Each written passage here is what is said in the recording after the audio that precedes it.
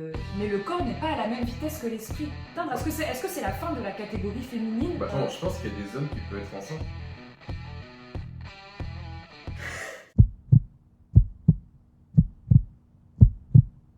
Bonjour à tous. Alors aujourd'hui, nouvelle vidéo, nouveau sujet d'actualité. On va se poser la question si les transgenres dans le sport, est-ce une liberté, est-ce une perte de liberté, est-ce équitable? La Fédération française de rugby a autorisé les transgenres à concourir dans la catégorie de leur choix. Et on va essayer de se poser la question si c'est une bonne chose ou une mauvaise. Est-ce que c'est normal ou pas? Voilà. Est-ce que c'est normal? Est-ce que ça pose problème? Dans cette vidéo, moi, je défendrai le contre et Raphaël défendra le pour. Bon déjà, je suis pour, surtout, la raison principale, c'est surtout que finalement, c'est normal de laisser la liberté à chacun de concourir dans la catégorie qu'il souhaite, dans laquelle il se sent, du genre dans lequel il s'assimile, quoi. Ça signifie en fait qu'il faudrait repenser le sport. Parce que le sport a été toujours pensé en termes de catégorie de poids, même catégorie d'âge. On a aussi le handisport. Le sport est pensé par rapport d'un point de vue corporel et pas d'un point de vue psychologique. Donc là, il y a quelque chose. Soit on repense toutes nos fédérations sportives et on change et on crée un nouveau modèle, soit on essaie de créer un modèle uniquement pour les personnes transgenres. Alors non, il ne faudra pas créer un modèle spécialement pour les transgenres. Il faudrait qu'ils se sentent inclus justement dans les catégories soit femme, soit homme, puisqu'ils se sentent soit femme, soit homme, enfin dans ces cas. Si tu te sens femme et que tu fais 63 kg, bah tu fais quand même 63 kg et tu vas quand même te confronter à des femmes qui font 63 kg.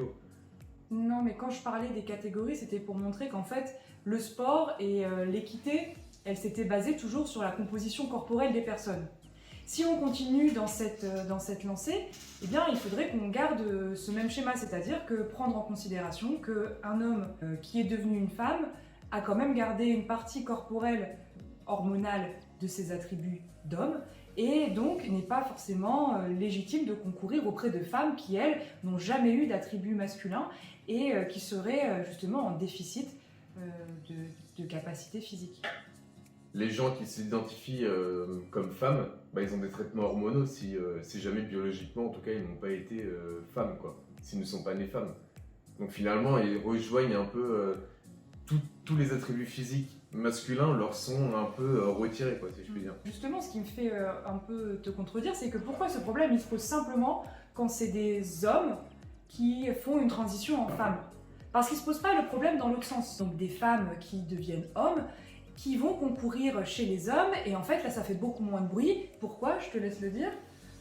Je ne sais pas. Bah pourquoi? Parce que justement ils n'arrivent pas à se classer, ils n'arrivent pas à dépasser les hommes cisgenres. Donc là le problème il se pose justement dans la catégorie féminine. Et ça c'est intéressant parce que finalement l'égalité elle est un peu détruite. Déjà de dire, parler de trans, parce que trans ça vient sûrement de transformation, d'accord? Donc je trouve que même ça, c'est un peu, pas transphobe, mais c'est déjà un peu dépassé, puisque finalement, le trans, non mais écoute, finalement le trans, finalement, quelqu'un qui se sentait femme depuis sa naissance, d'accord, le moment de sa transformation, en fait, c'est reconnaître sa transformation aux yeux du monde. Puis après, s'il veut concourir justement en tant que femme, puisqu'il est femme depuis sa naissance, d'accord, c'est son droit. D'ailleurs, ces personnes-là, on peut considérer que ce sont des victimes, c'est-à-dire qu'elles ont été victimes et emprisonnées dans un corps qui ne leur correspondait pas. Et malheureusement, leurs attributs et leurs hormones se sont développés malgré eux ou malgré elles, dans l'inverse de ce qu'elles auraient souhaité, ces personnes. Il y a aussi une question qu'il ne faut pas éviter, c'est aussi la question du dopage. Déjà, un homme, il a plus de testostérone quand il est homme, c'est genre qu'une femme qui devient homme. D'accord? Et puis en plus, si la personne homme se prend du dopage, elle aura encore plus de testostérone que la personne qui est sous traitement. Les femmes qui deviennent hommes ont forcément moins de testostérone qu'un homme qui va concourir dans un truc de powerlifting ou je sais pas quoi, et qui va en plus se doper. Ces personnes qui sont victimes d'un mauvais corps biologique, en fait, il ne faudrait pas maintenant qu'elles soient rejetées par le sport. Il faudrait en fait trouver une solution, peut-être les faire concourir dans une catégorie transgenre pour que justement on ne les mette pas à part et on. Mais justement, moi, c'est ce que je dis, je pense pas que ce soit une bonne solution, parce que finalement, c'est pas être inclusif, ce n'est pas être inclusif envers eux. Tu vois, c'est les rejeter, en fait, c'est les rejeter dans leurs conditions de personnes qui n'ont pas eu le bon corps. Oui, mais en même temps, c'est rejeter toutes ces femmes qui sont des femmes, toutes ces femmes cisgenres, qui concourent auprès de femmes depuis toujours et qui un jour se retrouvent face à quelqu'un, à un corps et à une force ou à une endurance qu'elles ne peuvent pas surmonter. Finalement, ça voudrait dire quoi? Ça voudrait dire que si jamais une femme a des compétences hors normes, puisqu'elle a un taux de testostérone 10 fois supérieur à la moyenne des femmes, et qui est née femme et tout ça, enfin bref. Donc ça veut dire qu'on ne devrait pas la laisser concourir parce que elle est née avec des capacités un peu hors du commun en tant que femme. Non, c'est pas exactement la même chose. Parce qu'en plus, ça c'est des données médicales, il faudrait donner des chiffres qu'on n'a pas. Moi je parle simplement d'observation. J'observe que depuis qu'on a des transgenres dans le sport féminin, les records sont détenus par des transgenres. Et ça c'est un problème parce que ça veut dire que est-ce que c'est la fin des records women? Est-ce que les femmes ne pourront plus jamais atteindre le niveau qu'elles avaient pu atteindre? Est-ce que c'est la fin de la catégorie féminine? Bah, juste, ce sont quand même des records de femmes. Ces gens sont des femmes en fait. Okay. C'est pour ça que je dis qu'il faudrait même supprimer le mot de trans en fait. Puisque même ce ne sont pas des trans en fait, ce sont des hommes ou des femmes, pardon, enfin, peu importe, qui ne sont pas nés dans le bon corps. Donc ce ne sont pas des trans, c'est juste cette transformation qu'on appelle, c'est aux yeux du reste de la population, ce n'est pas envers eux-mêmes qui font cette transformation.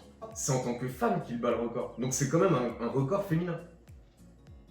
Mais ça ne laisse plus aucune chance à ces femmes qui sont nées femmes, enfin à ces femmes cisgenres, de battre un record. Peut-être que si, qui sait? Bah, qui sait, les observations, en tout cas, les premières compétitions montrent bien la supériorité des personnes ayant eu un jour des attributs masculins dans les compétitions féminines. Non, après, il faut voir, après, à long terme, peut-être que les femmes cisgenres vont s'adapter et puis qu'elles vont devenir de plus en plus fortes et puis pouvoir concurrencer ceux qu'on appelle des trans. Je t'ai mis à mal, je suis content. En fait, il y a deux choses à prendre en compte, et je le disais tout à l'heure. Il y a l'aspect physique et il y a l'aspect psychologique. Il y a l'aspect biologique et l'aspect psychologique. On ne peut pas nier cet aspect biologique, tout comme on ne nie pas l'aspect psychologique d'une personne qui souhaite changer de sexe ou qui se sent de l'autre sexe. Ça va dans les deux sens, c'est-à-dire que c'est un équilibre à avoir. Et le meilleur moyen que ça fonctionne, c'est que peut-être déjà avoir du recul sur les transformations, à partir de quand on est considéré comme étant de l'autre sexe, mais le corps n'est pas à la même vitesse que l'esprit.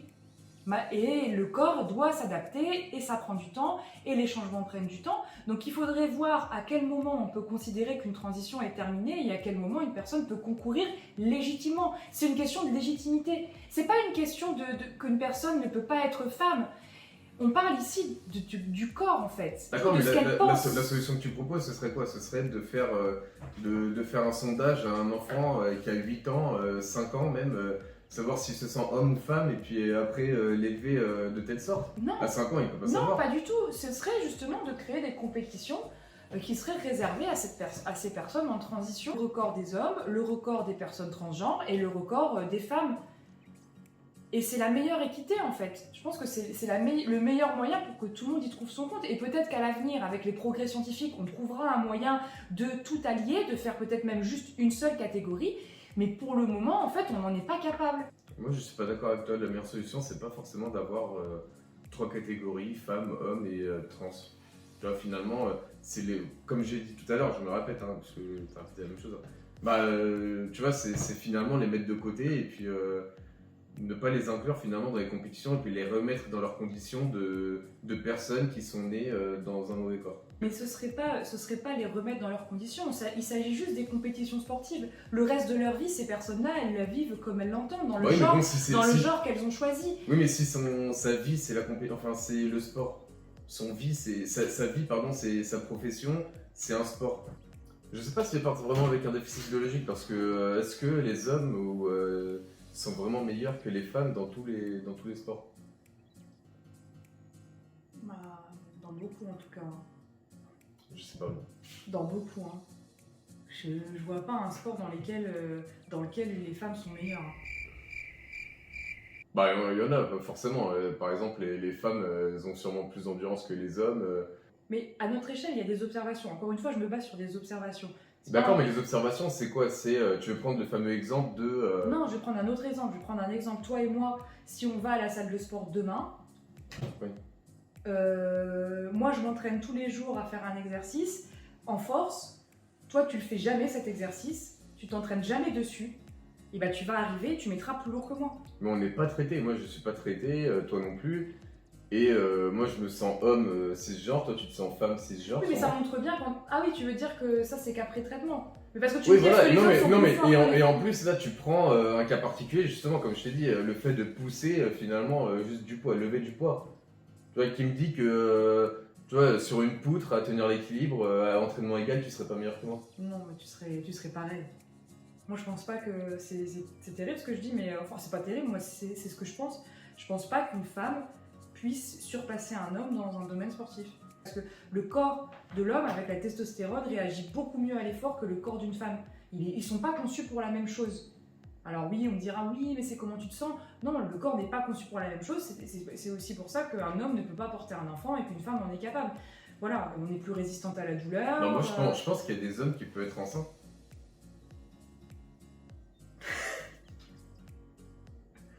Donc c'est vrai que le peu d'observations qu'on a pu faire pour l'instant, les transgenres dominent largement, enfin en tout cas les hommes qui sont devenus des femmes dominent largement les femmes Attends. dans les compétitions, mais après il faudra voir en fait si sur le long terme les femmes pourront s'adapter ou pas. Il faudrait voir aussi si les seuls qu'on relève, c'est ceux qui dominent les femmes et qu'il y a aussi des femmes qui battent des transgenres. Ça, faudrait s'interroger. Oui, est-ce qu'il y a beaucoup? Oui, c'est vrai, il faut voir la part de transgenres Voilà, qui réussissent. qui réussit Parce que ça se trouve, et il y a la beaucoup de part qui échoue. transgenres. Oui, ça se trouve, il y a beaucoup de transgenres aussi qui perdent, mais on n'en parle pas parce qu'ils perdent. Et ça dérange juste quand il y en a qui gagnent. Alors finalement, peut-être que c'est équitable. C'est à voir. Faut voir sur le long terme. Voilà, avant de prendre des décisions, moi je pense qu'il faut prendre sur le long terme.